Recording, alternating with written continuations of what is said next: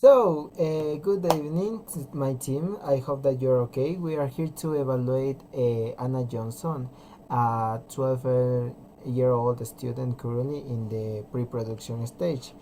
Our challenge here is to bridge the gap between her potential and her current performance.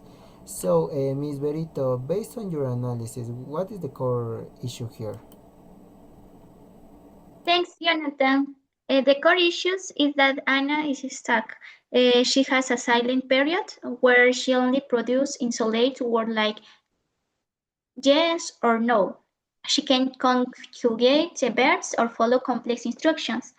Academically, she's below 6/10, which indicates that the current formal teaching method is failing her. Okay, thank you so much, Berito. Can you help us, Mr. Gabriel, please? Yes, well, I'd like to jump in. We need to distinguish between language learning and language acquisition. Right now, Anna is struggling with learning the conscious study of grammar and syntax. Because she can't conjugate the verbs, she feels like a failure in the classroom. Okay, thank you, Miss Andrea. Do you have a point? Yeah, exactly. Exactly, Gabriel. According to crashing acquisition is a natural and process. Anna isn't acquiring the language, she isn't interacting. However, with a biological advantage, Lenneberg's period hypothesis, her brain still has a plasticity to acquire English natural if we change the environment from a formal grammar only classroom to a communicative one. Okay, so thank you. Well, we have the biological potential. Perfect. We don't have problem with that, but something is blocking it. Diana, Miss Diana, what are you seeing from the psychological side? Okay. Also, Anna shows fear of making mistakes when she participates in class. As the psychologist of this case, I can say that Anna Johnson presents several emotional and motivational difficulties that are influencing her process of learning English as a second language. From the psychological perspective, Anna's problems are not only related to language knowledge, but also to emotional factors that affect her learning process. Anna shows characteristics of the pre-production stage because she has very limited oral participation, gives short answers, and usually uses isolated words. Also, Anna shows fear of making mistakes when she participates in class. This situation is related to Krashen's affective filter hypothesis. Krashen explains the factors such as anxiety, fear, and low motivation can become barriers that make second language learning more difficult. In Anna's case, her fear of making mistakes limits her participation and her opportunities to practice English. However, it's important to mention that Anna shows more interest when activities include visual supports, game, and interactive activities. This helps us understand the importance of individual differences in language learning.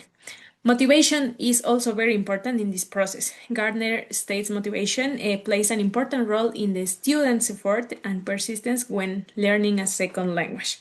In conclusion, Anna is still in a good stage for learning English as a second language. This idea is connected to the critical period hypothesis proposed by Lemberg, who explains that during childhood and early adolescence, the brain has greater plasticity, helping students learn language in a more natural and effective way. Okay, thank you so much, Miss Diana. I can see Miss Jennifer. You have us with your opinion. Okay, so I have to be honest from the family's perspective, we haven't been able to provide enough motivation at home. There is a lack of English practice in our household, and I can see how that contributes to her anxiety She feels she doesn't have a safety net either at school or at home, which increases her insecurity. Okay, thank you so much for your participation. Miss Andrea, you can continue with your biological part. Okay. Biological, this stress affects her bronchus area. If she's afraid her oral pronunciation shuts down, we need to focus on the Wernicke's area common before we demand speech. Thank you so much. Now we have the participation of strategy designer with Miss Melanie. Miss Melanie, good evening. Can you help us, please? Yes, good evening. That's exactly with my Andrea. Where my plans comes in. We need to application hypothesis. Since science she is at level pre-production. We need to give her input that is just one step above, but heavily supported by visuals. Thank you for your participation. Okay, so Melanie, walk us through the specific strategies to lower that filter and trigger acquisition. Oh, okay. We will implement three main strategies. The first is total physical response. Is a no more complex verbal introduction.